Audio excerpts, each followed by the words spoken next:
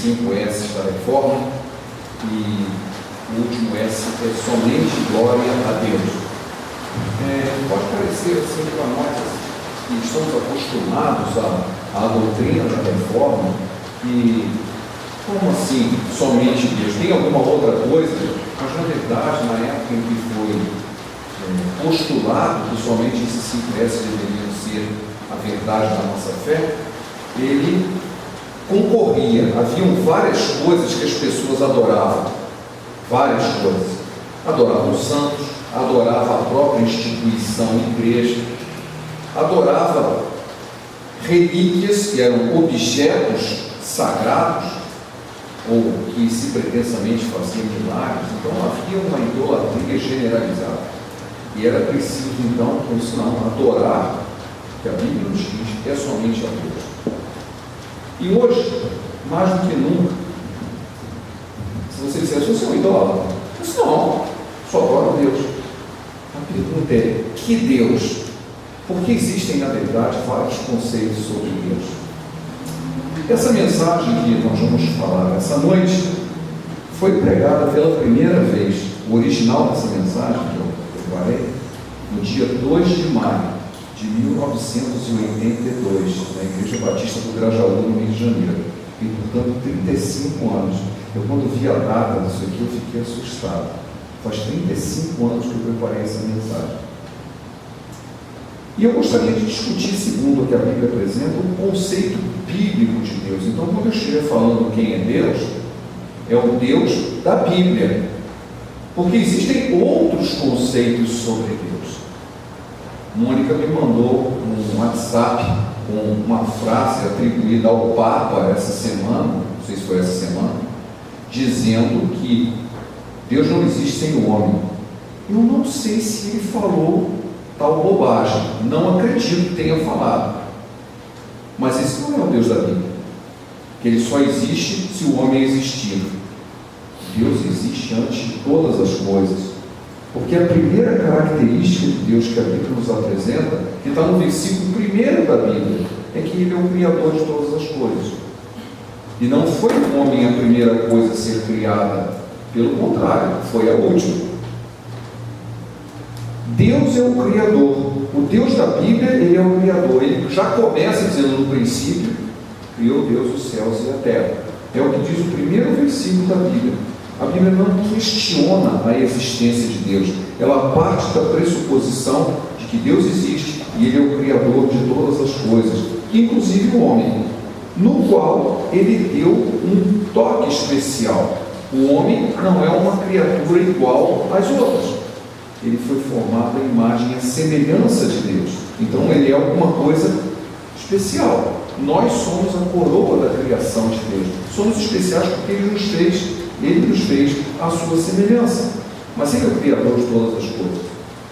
Pode parecer um tanto maçante, mas existem outros conceitos a respeito de Deus, como se Deus fosse uma energia que governa o universo através de leis físicas, mas Deus é uma energia auto-impessoal.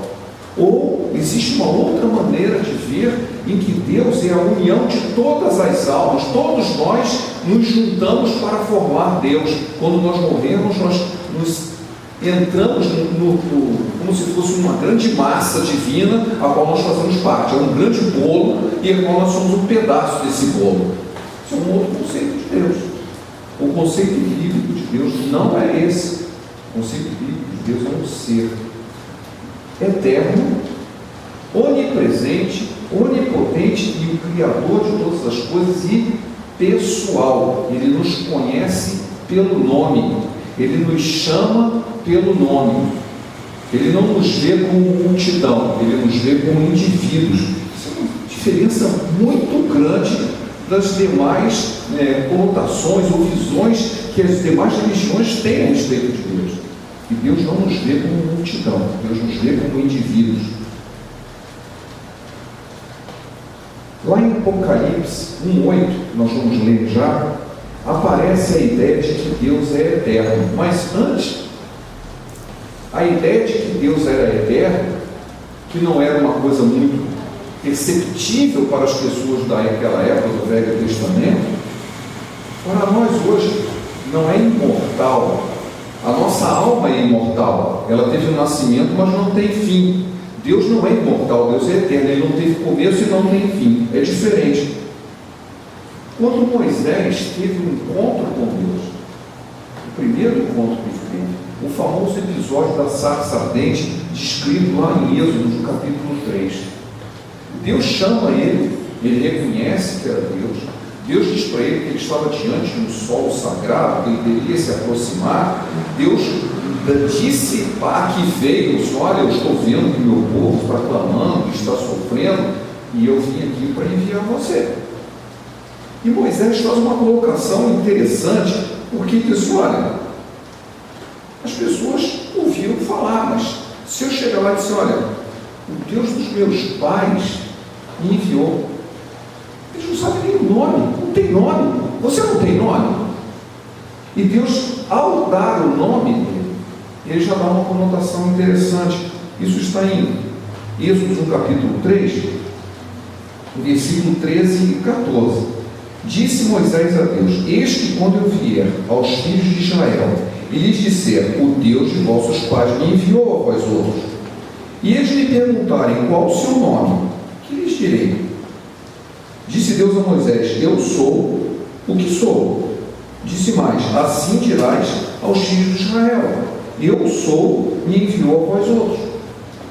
Que estranho, o nome de Deus não é um substantivo, mas um verbo. Eu sou. E esse verbo em hebraico tem uma conotação diferente do nosso verbo, que está melhor explicado lá em Apocalipse 1:8. Lá em Apocalipse 1:8 aparece a mesma referência, só que agora no grego, e lá fica mais bem explicado. Eu sou o Alfa e o Ômega, diz o Senhor Deus, aquele que é, que era e que há de vir, o Todo-Poderoso. Então aqui há a colocação assim: Deus é eterno, Ele é, Ele era e Ele há de vir. Ele está no presente, no passado e no futuro. Ele é eterno e é todo-poderoso. Ele é onipotente. Todo-poderoso é onipotente. Ele ficou conhecido assim porque depois da saída do povo do Egito, eles enfrentaram muitas dificuldades fisicamente impossíveis. Tiveram que atravessar o Mar Vermelho, tiveram que enfrentar um exército, um grupo de escravos desarmados. Como que eles iam enfrentar uma força armada? Mas Deus providenciou através de fenômenos sobrenaturais, uma nuvem, abertura do Mar Vermelho, uma série de coisas que foram acompanhando o povo, até mesmo na paralimentação. Eles dependeram do maná, algo que vinha do céu para o sustentar no deserto. Então, para eles, o conceito de Deus é um Deus todo-poderoso, porque Ele consegue fazer qualquer coisa pelo seu povo. E é verdade. Mas se nós pensarmos, não é muito diferente de nós hoje. A gente só busca o Deus Todo-Poderoso quando nós estamos precisando. Era a mesma coisa lá. Antes eu não lembrava muito e tal, ficava assim: Deus, é verdade. Eu me lembro que não faz muito tempo houve uma campanha aqui em São José em que se falava dos cristãos ateus. Como que pode um cristão ser ateu? Assim, o cristão ateu é o seguinte: é o cara que diz que ele crê em Deus, que ele é cristão, mas ele vive como se Deus não existisse. Ele vive a vida dele. Quando eu precisar de Deus, eu chamo. Essa é uma ideia bastante moda hoje. Quando eu precisar de Deus, eu chamo, como se ele fosse um aplicativo no celular. Tem um ícone lá chamado Deus. Aí eu chego assim: estou precisando. Aperta lá, Deus vai me ouvir. Eu estou precisando de uma bênção. Tem um aplicativo, chama Deus. Aí aperta lá. No resto da vida eu não preciso me preocupar com Deus. Será que esse é o tipo de relacionamento que Deus quer, sendo todo poderoso? Algumas pessoas falam: olha, Deus é tão poderoso que pode fazer o que você quiser. E dá a impressão de que Deus é o nosso servo, que Ele está à minha disposição. Basta eu usar o aplicativo correto, que Ele vai fazer tudo o que eu quiser. Como se Ele fosse o meu servo. A Bíblia diz o contrário: nós somos servos dele, nós somos criaturas. Ele não é o nosso servo, Ele não está à minha disposição. Eu deveria estar à disposição dele, e não o contrário. Não é à toa que pessoas assim têm um conceito muito estranho a respeito de Deus e se decepcionam com o conceito que eles têm de Deus. Assim, Deus me decepcionou. Não foi o Deus da Bíblia que lhe decepcionou, foi o Deus que você imaginou. Um Deus utilitário, um Deus de aplicativo de celular, que você aperta um ícone e puf, ele tem que estar à sua disposição. Esse não é o Deus da Bíblia. O Deus da Bíblia, ele é todo poderoso. Ele é Deus e nós somos suas criaturas. Nós somos seus servos. Ele não é o nosso servo. Ele não está à minha disposição. As pessoas então, já desde aquela época, tinham uma ideia de que Deus era onisciente, onipotente. Nossa, ele fazia coisas incríveis, mas ele era onisciente. Ele conhecia todas as coisas. E a melhor maneira de ver a definição de como era a onisciência de Deus está na maneira poética em que o Salmo 119 descreve. Os irmãos devem conhecer Salmo 119, logo nos primeiros versículos de Salmo 139, falei 119, Salmo 139, de 1 a 10. Senhor, tu me sondas e me conheces, sabes quando me assento e quando me levanto. De longe penetras os meus pensamentos, esquadrinhas o meu andar e o meu deitar, e conhece todos os meus caminhos. Ainda a palavra não me chegou à boca, e tu, Senhor, já a conheces toda. Tu me cercas por trás e por diante, e sobre mim pões a tua mão. Tal conhecimento é maravilhoso demais para mim, é sobremodo elevado, não o posso atingir. Para onde me ausentarei do teu espírito? Para onde fugirei da tua face? Se subo aos céus, lá está. Se faço a minha cama no mais profundo abismo, lá estás também. Se tomo as asas da alvorada e me detenho nos confins dos mares, ainda lá me haverás guiar a tua mão e a tua destra me susterá. Que bênção! Que maneira linda de declarar a onisciência e a onipresença de Deus. Ele está em todos os lugares e não há como fugir da presença de Deus. Talvez isso tenha um impacto muito grande quando eu penso, mas eu sinto Deus tão longe. Quantas vezes nós mesmos estamos pensando nisso? Ou quantas vezes você já ouviu dizer, Deus está muito longe de mim? Ele não está longe de você. Existe um problema de comunicação. Isso existe. Você está se sentindo separado de Deus. Pensa que Ele está longe. Mas a palavra de Deus diz que Ele é onipresente e onisciente. Ele está em todos os lugares. Não há como estar longe dEle. Nós temos pecados que nos separam dele, mas ele continua perto. Ele continua perto. O pecado é como uma quebra de comunicação. Ele está presente, mas nós não estamos comunicando com ele. Mas ele está presente, não está longe de nós. Há uma frase da Bíblia que eu gosto muito lá de Isaías, diz: olha, você não está longe que a mão de Deus não possa te alcançar. Isso é uma frase muito importante, um texto bíblico, um conceito importante que nós podemos usar quando você está diante de alguém destruído na vida, uma vida toda, está pensando até em se matar, então, assim, não há mais sentido na vida, porque depois de tanto pecado, depois de se afastar tanto de Deus, a pessoa não vê mais solução. E aí você pega esse texto: você não pode ir tão longe que a mão de Deus não pode te alcançar. Ela sempre pode te alcançar e puxar de volta, porque Ele está sempre perto. Ele está em todos os lugares. Deus é onipresente e onipotente. Mas, como eu disse, o grande problema que a gente sente Ele longe é por causa do nosso pecado. É por causa do nosso pecado. O homem, ele se encontra, entre aspas, longe de Deus por causa do seu pecado, mas na verdade essa separação é fruto do pecado. Em Isaías 59:2 fala muito bem sobre isso. As vossas iniquidades fazem separação entre vós e o vosso Deus, e os vossos pecados encobrem o seu rosto de vós, para que não vos ouça. Só que no versículo 1 ele fala aquilo que eu acabei de dizer: eis que a mão do Senhor não está encolhida para que não possa salvar, nem surdo o seu ouvido para que não possa ouvir. A mão de Deus sempre está. Você não vai tão longe que ele não possa te pegar de volta. É o nosso pecado que faz essa separação, barreira de comunicação. Ela precisa ser rompida, porque Deus é onisciente e onipotente. Mas há um outro conceito mais importante, que já era um pouco conhecido, foi trazido por Isaías no Velho Testamento, e em Jesus com certeza. Os antigos hebreus do Velho Testamento, eles viam Deus como o Todo-Poderoso, o Senhor dos Exércitos, aquele que salva, aquele que destrói reinos, aquele que faz o que acontece. E Isaías diz assim: mas Ele é o nosso Pai. E Jesus não foi mais além de ser, Ele é o nosso Papai. Quando Ele diz Abba, Papai, que Ab é Pai, Abba é Papai.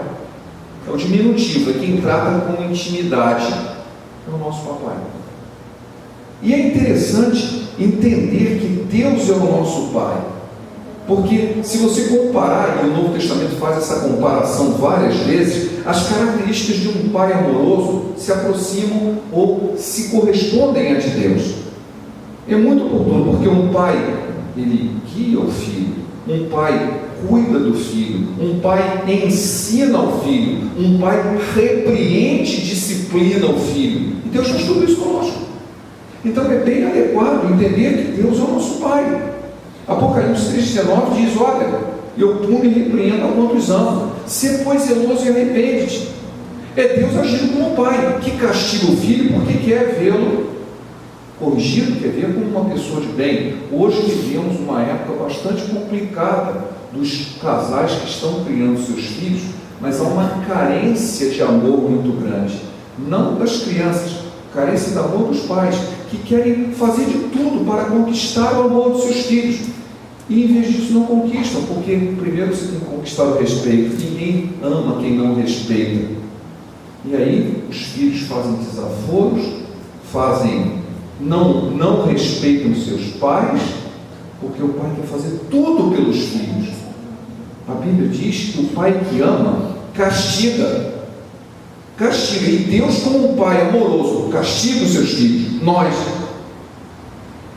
nos romances e novelas que a gente vê por aí, né, tem sempre em que o pobre abandonado, que descobre que é filho de um cara muito rico. Acho que recentemente uma novela dessa aí. O sujeito era um mendigo, vivia pela rua, acho que era Zé do Burro, se eu não me engano, né?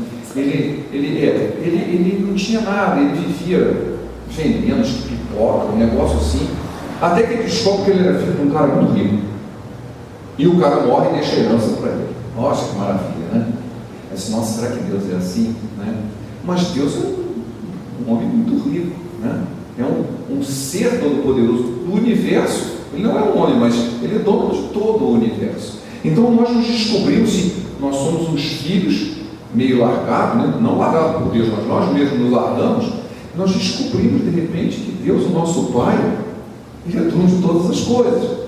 Eu me lembro de uma frase que passava nos carros, algumas pessoas, não gosto muito dela não, mas aparecia nos carros assim: eu não sou, eu sou filho do dono, eu não sou dono do mundo, sou filho do dono. Eu não sou dono do mundo, eu sou filho do dono. Há uma certa arrogância nessa frase, né? Eu estou me achando, né? Sabe por quê? Porque nenhum de nós aqui era filho de Deus. Nós éramos filhos da ira. É isso que a Bíblia diz. Filho de Deus, o unigênito só tem um, Jesus. Todos nós somos filhos adotivos. Nós fomos adotados por causa do filho legítimo, que é Jesus. Eu acho que nem todo mundo entende. Eu também sou filho de Deus. Você é filho adotivo, amigo. Eu sou filho adotivo de Deus. Todos nós somos. Porque só um é o filho legítimo, o unigênito, Jesus. Nós recebemos a qualificação de sermos adotados por Deus, e Ele é o nosso Pai. Você quer dizer que nem todo mundo é filho de Deus? Não.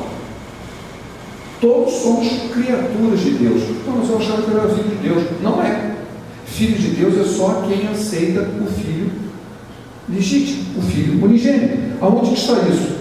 No Evangelho de João, logo no capítulo 1. No capítulo 1 do Evangelho de João, eu acho que muita gente poderia até saber de cor, ele diz o seguinte: veio para o que era seu, mas os seus não o receberam.